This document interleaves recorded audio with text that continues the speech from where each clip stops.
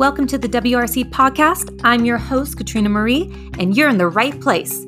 Here at the Well-Rounded Counselor podcast, what you can expect is to learn, shift your thinking, and gain personal and professional growth. And if you have not yet done so, hit that subscribe button so you never miss another podcast episode. The conversation starts now.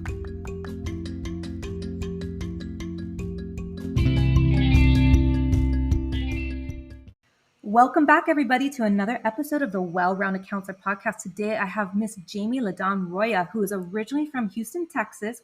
She started her international career in Doha, Qatar in 2017, serving at the secondary and high school levels. She is currently settling into her new role in Daejeon Christian International School in Daejeon, South Korea, as head of counseling. I'm so excited to have Miss Jamie LeDawn Roya with us today because I met her about a month ago at the ISCA conference, and you guys are in for a super duper treat today. She is going to be talking about balancing your boundaries and making sure that you guys feel like you don't have all this burnout. So let's welcome Miss Jamie LeDawn Roya to the Well-Rounded Counselor podcast. Welcome, Jamie. Thank you for being here today. Hi, Katrina. Thank you so much for having me.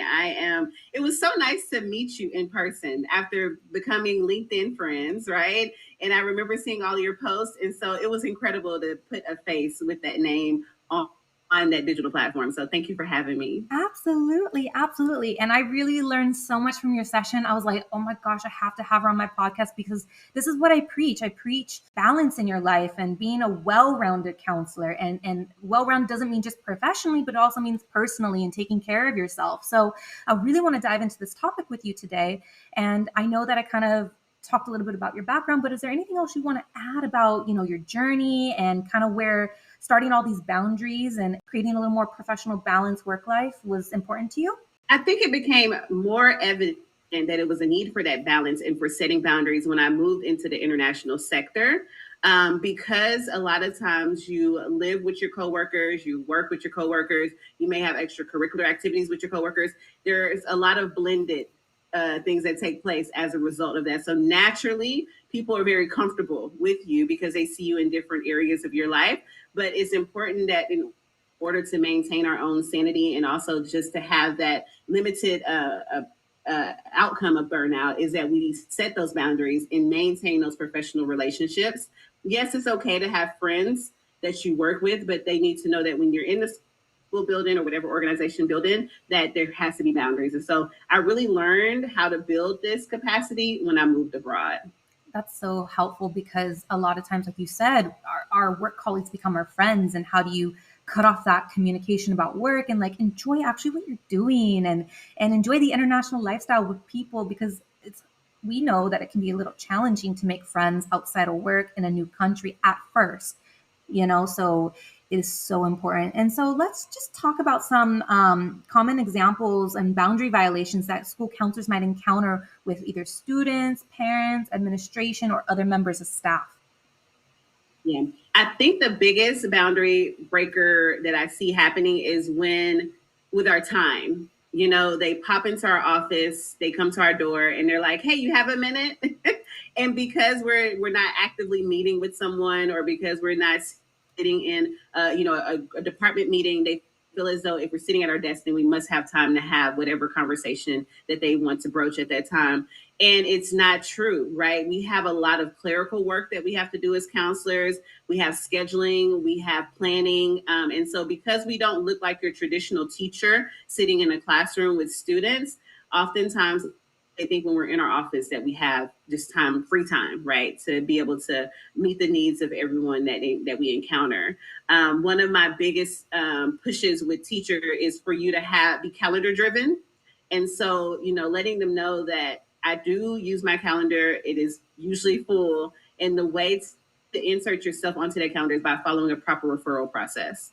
And so that is one of the biggest again, the time is really the hardest boundary to really, and it's with parents, students, admin, teachers, others. It's everyone seems to break that boundary the most.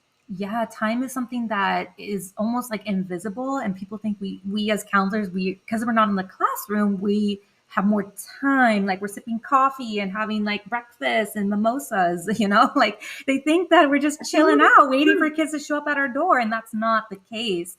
Like you said, there's actually a lot more behind the scenes that people don't realize. It's a different level of busy versus being with 20 plus students in a classroom all day long. So it's a different kind of busy, and you are so right.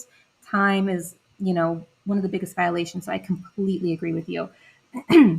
How can school counselors effectively communicate their boundaries to students, parents, and others, so they can, respect that understanding? I think the main thing is making them aware of the boundary, right? And so we cannot assume that they understand why the boundary is there, how the boundary leads to certain outcomes. And so what I like to do at the beginning of the year, I will ask my admin if I can have 30 minutes of the new teacher orientation or the returning teacher orientation, where I share with them, this is what counselors do. This is what our field encompasses. So I always make sure that they know that, like for us, we're comprehensive. So we cover academic, social, emotional, and college and career. We let them know the referral process. So we'll share the referral document with them, walk them through how to submit a referral, teaching them that, it's not okay to have conversations in the hallway, right? To protect the confidentiality of the student or the parent that you're referring to, we ask that you come into our office for a proper meeting to have that dialogue. And so it's just making sure they have that safe space in the beginning to understand why you set the boundary. And then from there, it's just checkpoints. And so you may have to send a reminder when you start seeing that they're sliding away from using your referral and starting to pop into your office or send emails. Just send out a quick blast to the staff and say, gentle reminder, here's the referral. Here's how you can refer a student. Here's the process for the counseling office, because we do get busy, right? And so it's easier to just stop you in the hallway or send a quick email as opposed to following a proper referral. But then I also share with them the data from that referral. And we say, this is why we use a referral system, so that we can identify what the high needs are within the counseling department. So if we see you using a referral, we get the data, then the teachers understand. And so once we have that mutual understanding of why the boundary is set, why we're using certain protocols and referrals, then I think you start to see that they'll kind of fall in line with that. Yeah, it's just kind of teaching the teachers and the staff like a little bit of how you guys do a process, and the data is so important, like you said, because then it helps advocate for the counseling department and what you actually do and where your time gets allocated. You guys, like, Jamie knows what she's talking about. Listen to her. Thank you. Thank you so much. Yeah. So I think that's evidence as well, right, of how this works. One of my strong examples is I had a middle school counselor that I was working with, and they had them teaching, and they were teaching a class. And as a result of them teaching, before it was just anecdotal, like students want to see me. I need to have time for individual meetings. I need to have time for group meetings. And so it was anecdotal, and it was like, yeah. We'll try to figure out next year. And so finally I said, well, where's your data? Where are the referrals that you can show admin? Look, this is how many students that I'm not able to capture because of X amount of time spent in the classroom as a teacher or as a sub or as lunch duty or whatever the case may be. And once we presented that and they saw how many students, because it was about 80% of her caseload was not being captured. Once they saw that, okay, now they have buy-in, right? Because what if the counselor doesn't see the student for those needs, what is going to happen in the classroom? We know that they're going to start acting out. They're going to start being absent from school altogether, avoiding the classroom. And so when the principal was able to see that, then we saw, okay, we do need to remove this counselor from the teaching capacity and put them as a full-time counseling capacity because of the needs of the students, right? So we take it back. So who are we here for? We're here for the students, all of us, number one.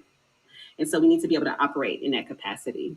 I believe you also shared another awesome anecdote about counselors being on lunch duty or break duty or after school, before school, hall monitoring. And you use that data as well to help capture what was happening and the needs, and being out of your office during these high peak times when students are also out of class. So can you talk a little bit about that example? Because that really resonated with me. Oh, yeah, absolutely. So one of the easiest things is to put counselors on lunch duty because we don't have a certain number of hours that we're supposed to be in the classroom and have planning time and et cetera. So it's just easy because our schedules are it appears a lot more open and free. And so it was in my current school as well as previous schools. I've always had to have this conversation. So I've noticed that it's the norm that they put counselors on lunch duty. And so I told them, I said, well, when you do that, when a student is looking for a safe space, which is usually the counselor's office, there's no one in the counseling office to man that and help those students. Because we know that a lot of students escape to the counseling office during lunch because it is very overstimulating in a lunchroom. And so what we did as a compromise is I said, okay, we'll have a rotation, making sure that the counselor office is always, there's someone in there, at least two people for us, because we were a large team. There's two people in the counselor office at any given moment, but then we'll also run lunch bunch or group sessions during that time. So it's not that we're not on duty, it's a different type of duty. Our duty is to the students to make sure that they have a space to come and share whatever concerns that they may have during lunch.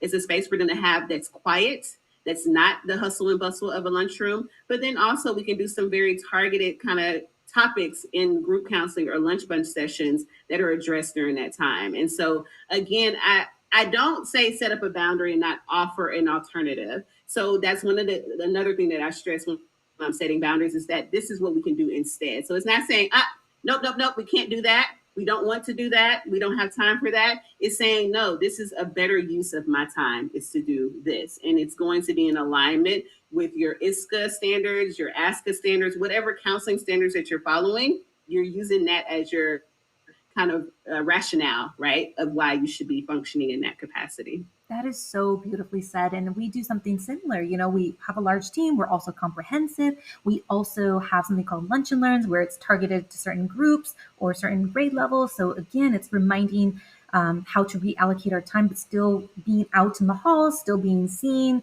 reminding students, reminding faculty, we're not just hiding in our offices all day long. We're actually being proactive with our time and adding value to the school community. So I love what you said. And I think everybody should take a leaf out of the book because this is, again, in alignment with all of the professional standards of us helping kids at the end of the day. So what resources or templates are available for school counselors to use when establishing clear boundaries and with various stakeholders? So I can only speak from the American School Counselor Association and the International School Counselor Association. Both of them, if you're a paid member, behind the paid membership, you can access templates where it talks about use of time. You can even track your time, right, to show like where your time is being allocated, making sure that you're within the means of the percentage that should be going to tier 1 versus tier 3 activities. And so I always point people to those templates because you're not having to speak for yourself. You're saying, look, I am a member of this organization. In order to remain relevant, in order for me to be in what's the word I'm looking for, alignment with those standards, this is what I need to do. And so I present those to admin and always empower my counselors that are under me as head of counseling as well to do the same, like initiate those conversations and say, look, I'm not just making this up. Here is the actual evidence of why my time should be used in X, Y, Z way. Another great one is through, I don't know if they have it on ASCA, but for sure through ISCA, they actually have a counselor agreement form that you can use to have conversations with your admin where you sit down at the beginning of the year before the school year starts, or maybe at the end of the year for the following school year, and you sit and determine what are the goals for the department, what are the goals for the school, are they in alignment with each other, how you'll attain those goals, and then also any of the other kind of nuances that come with the role, like what will be included. And then you hold them to that agreement, you sign it.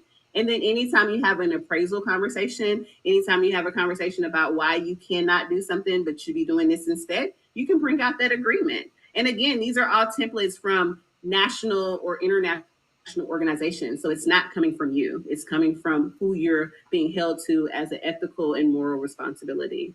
You guys, this is so key. Like if you're not a member of these organizations, they have such beautiful resources like this. And Jamie mentioned it, like it's not you coming up with something hodgepodgey. This is like a standard set across the field, right? So it's really a good benchmark to start with. And if you can get your hands on these resources, it's going to help you guys, like I said, keep those boundaries in line. So how can school counselors handle situations where their boundaries are being challenged or disregarded by maybe their students, parents, colleagues?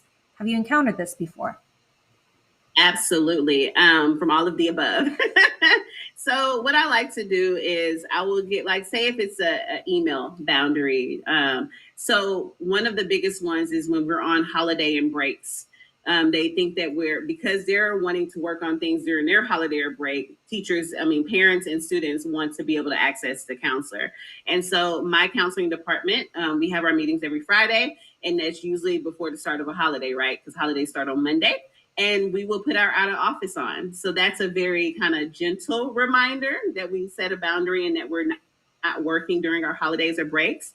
If you have someone, and let's say a teacher comes up to you in the hallway and they're like, hey, I need to talk to you right now about this student. I don't have time to do the referral, but I need you to talk to this student because they're doing whatever in my classroom, right? And then you say, I would love to hear you out. One, I don't think it's appropriate to have this conversation in the hallway because we do want to protect the confidentiality of the student, but also remember, I need the data. So we can have a conversation in the office, but I still need you to complete the referral if you want me to take action with that student. And so it's just a gentle reminder of like sending them back. But first you have to have those protocols in place. You have to have a process in place in order for you to be able to then send them back to whatever your protocol or your process is for that counseling department. There may be even times where you need to, and which is why your admin is key.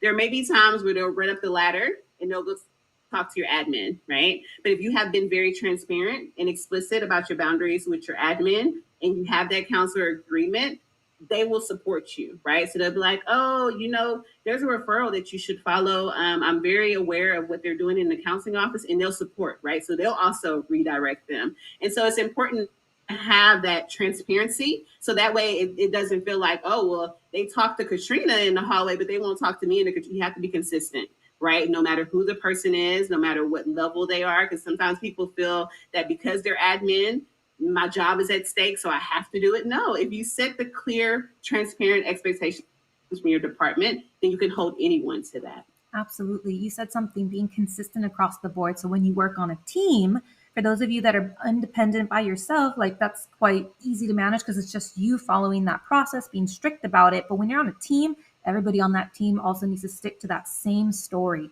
to make sure that everybody's boundary is the same. Because if one person deviates, then that's when the wheels kind of fall off. Like, for example, if you are a counselor and you are replying during the holidays, but the rest of the team is not, well, how do you think that's going to make the team look, right?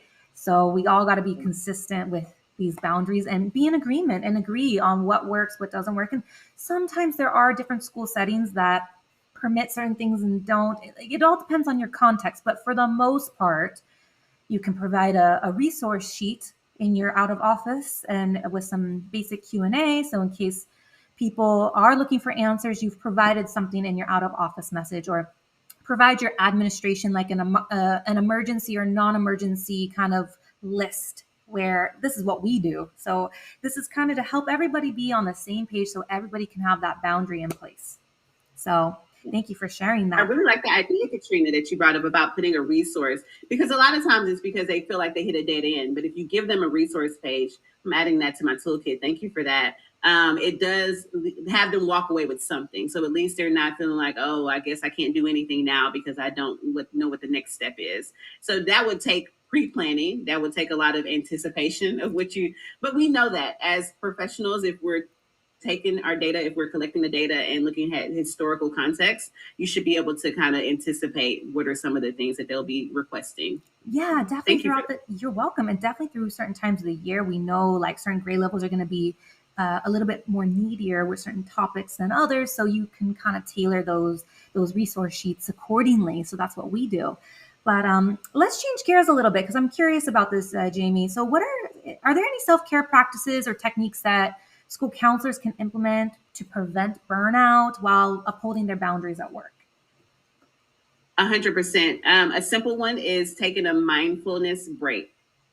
That's you closing your door, locking it, putting the shade down, whatever the case may be, and just literally taking 10 to 15 minutes, whether you want to do some stretching, whether you want to listen to an audio, a guided meditation, that kind of taking that break, that intentional break will really assist you with making sure that your brain is able to slow down and process all that's happening, because we know that day to day we can't really plan as counselors. We do the best we can, but there are a lot of like crises that arise, or random things that we did not intend to happen that particular day. And so having that scheduled on your calendar, knowing that you will have this time to look forward to just really step away from the work and take care of yourself. That's one kind of thing that you can do. Depending on where your school is located, maybe you can go for a walk after lunch, get fresh air, vitamin D. We know it speaks to our mood. And so getting that fresh air is key. Now, if you're outside of the workspace, let's say you're going home in the evenings or on the weekends, I believe movement is key. I think community is a huge piece that is away from education. And the reason why I say that is because how many times do you go out with your friends that are colleagues, and it always goes back to work? So you're not taking a break from work because the conversation is always going back to talking about work.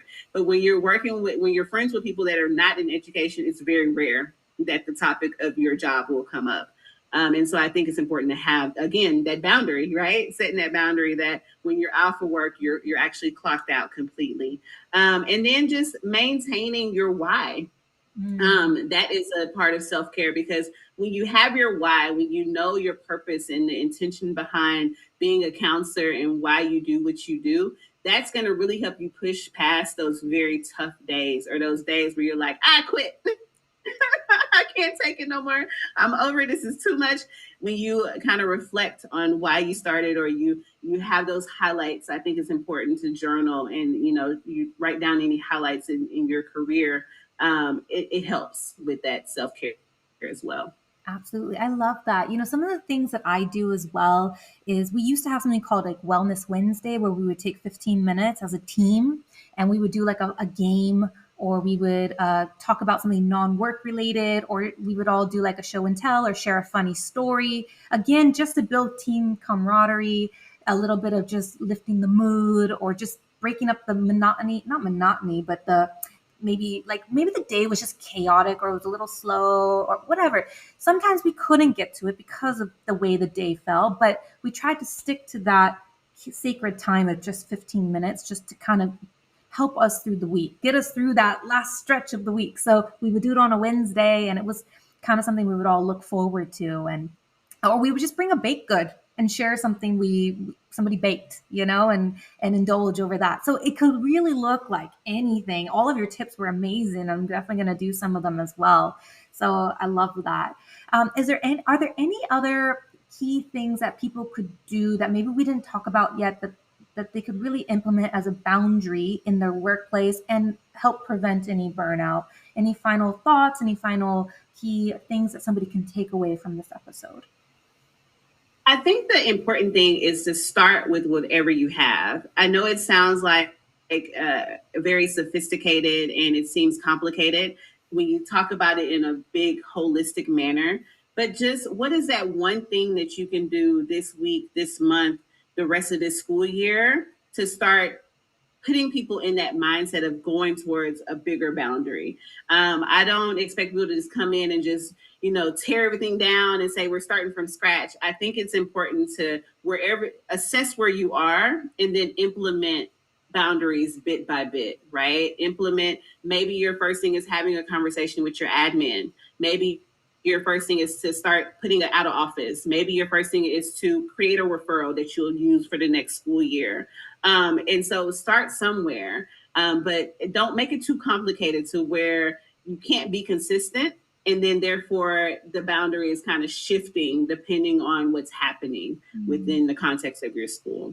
I love that. That was so helpful. Thank you so much, Jamie, for today. I feel like I learned a few key things as well with your advice and wisdom. It was really amazing. And I want to share this episode with my team as well when we come back to school next week. But if people would like to get in touch with you, how can they?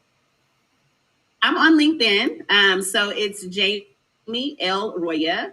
Or even if you type Jaime LaDawn Roya, it will populate. My name is pretty unique, so it's pretty easy to find me. But then also, if you just want to see like my international school counselor journey, I also have a professional Instagram account, and it's the same identification as Jamie L. Roya. So please I love to connect with people. I love networking. So if you have any questions, if you need templates, if you need access to something, please reach out to me. I'm always willing to help.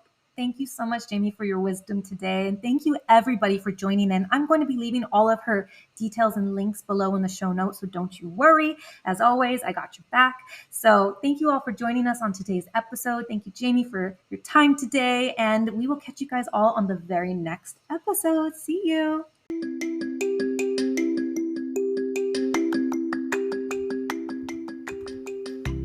Did you love the episode? I hope you're feeling inspired and no longer feeling alone out there, and you're ready to evolve and become a better person.